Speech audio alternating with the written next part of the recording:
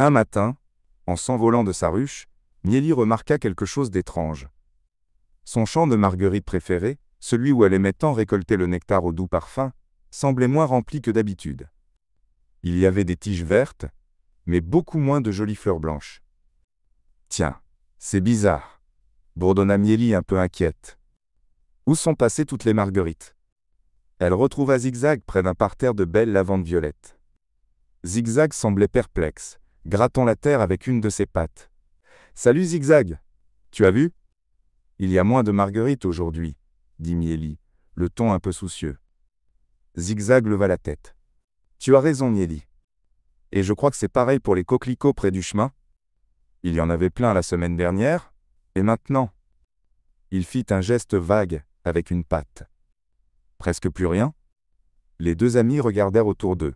Le jardin était toujours beau, avec ses rosiers et ses tournesols, mais il manquait certaines des petites fleurs sauvages qu'ils aimaient tant visiter. « Pourquoi les fleurs disparaissent-elles » se demanda Mieli à voix haute. Elle n'avait jamais vu ça auparavant. Les fleurs avaient toujours été là, colorant le jardin et offrant leur nectar. Zigzag haussa ses petites épaules de scarabée. « Je ne sais pas. Peut-être qu'elles ont fini de fleurir pour cette saison. Mais c'est encore le début de l'été, » répondit Mieli.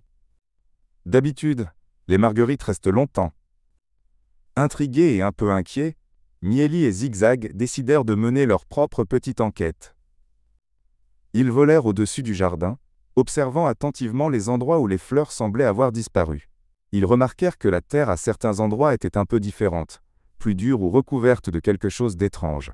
« Regarde ça, Zigzag !» dit Mieli, en pointant un endroit où il n'y avait plus de pâquerettes. « Le sol ici est tout compact, et il y a des cailloux bizarres. » Zigzag s'approcha et renifla le sol. « Ça ne sent pas bon comme la bonne terre noire où poussent les fleurs. » Ils continuèrent leur exploration et remarquèrent d'autres changements étranges dans le jardin.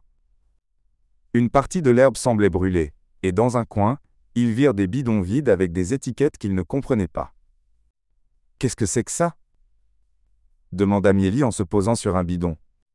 L'odeur était forte et désagréable. Zigzag grimpa sur le bidon à côté d'elle. « Je ne sais pas, mais ça ne sent pas du tout comme les fleurs ou les bonnes feuilles. » Un sentiment d'inquiétude grandit dans le cœur de la petite abeille et du scarabée. Quel était le mystère derrière la disparition de leurs fleurs préférées? Et qu'étaient ces choses étranges qu'ils trouvaient dans le jardin? Ils étaient bien décidés à le découvrir.